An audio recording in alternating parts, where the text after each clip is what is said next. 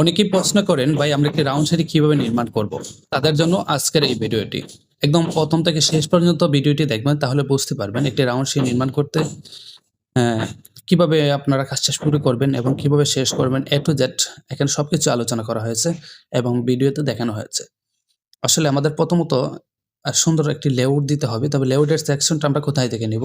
এই কলাম থেকে এই কলামের যতটুকু থাকবে এর 50% আমরা সেন্টার বের করে এই যে আমাদের রাউন্ড সার্কেলের মিডলে একটা সার্কেল বের করে নিব। একদম মিডলের যে সার্কেলটা এখানে সেন্টারটা এটা হচ্ছে আমাদের এই কলাম টু কলামের ডিসট্যান্সের মিডল। অপোজিট পাশে যে আমাদের কলাম আছে এটার ডিসট্যান্স দেখতে হবে। তবে বিশেষ করে সামনের যে কলামটা দেখাইছি ওইটার ডিসট্যান্সটা দেখতে হবে। ডিসট্যান্সটা দেখে আমরা এর সেন্টার থেকে একটি রাউন্ড সার্কেল এঁকে নিব। ঠিক আছে?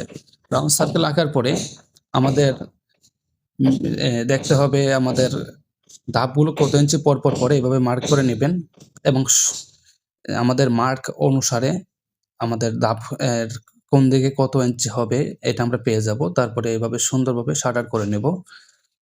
তো আমার এখানে আরেকটা ভিডিওতে দেখাবো আমরা কিভাবে শাটার করি। এবং এখানে যে আমরা রড বান্ডিং করি, রড বান্ডিং গুলো আমাদের প্রতি ৪ ইঞ্চি পরপর ১২ মিলি রড দেওয়া হয় আমাদের যদি কলামের ডিসট্যান্স কম হয়। আমাদের এখানে কলামের ডিসট্যান্স ছিল ১৪ ফিট। এক্ষেত্রে আমরা ১২ মিলি রড ২ লেয়ার ইউজ করব। এখানে ১ লেয়ার ইউজ করা হয়েছে। এবং বাইন্ডার আমরা দিয়েছি এখানে আপনার একদিকে হচ্ছে ৫ ইঞ্চি আরেকদিকে হচ্ছে ৯ ইঞ্চি করে। আর এখানে আরেকটা বিষয় হচ্ছে অনেকেই কনসিল বিমের মধ্যে আপনার রাউন্ড সিঁড়িগুলো করতে যান। ওই ক্ষেত্রে কনসিল বিম পর্যাপ্ত পরিমাণ শক্তিশালী না হওয়ার কারণে আমরা এখানে দেখেন আরেকটা এক্সট্রা অর্ডিনারি বিম ইউজ করেছি। কনসিলই, তবে সবাই চেষ্টা করবেন এখানে যাতে আমরা একটা ঝুলন্ত বিম দিতে পারি। সবটা আপনি কনসিল দিলে পরে চেষ্টা করবেন যাতে আপনার সিঁড়ির পাশে যে বিমটি হয় এই বিমটি অন্ততপক্ষে কনসিল না দিয়ে ঝুলন্ত বিম দেওয়ার। তো এখানে আমরা ডবল লেয়ার রড ইউজ করেছি।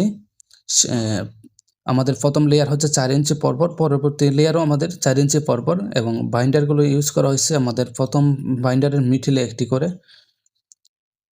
আসলে যারা এই রাউন্ড সিঁড়ির কাজগুলো কখনো করেন নাই, যদি আমাদের সঙ্গে যোগাযোগ করেন, আমরা আপনাদের পরামর্শ দেওয়ার চেষ্টা করব। আর যদি তাও না পারেন আমাদের সঙ্গে যোগাযোগ করেন, আমরা সারা বাংলাদেশে এই রাউন্ড সিঁড়ির কাজগুলো করে যাচ্ছি।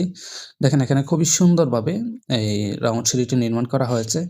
আমাদের ধাপের একদিকে আছে আমাদের ১৫ ইঞ্চি করে, অপর দিকে আছে আমাদের ৬ ইঞ্চি করে। তাহলে মিডিলে আমাদের ১০.৫ ইঞ্চি করে থাকবে। একটি রাউন্ড সিঁড়ির ক্ষেত্রে আপনার মিডিলে যদি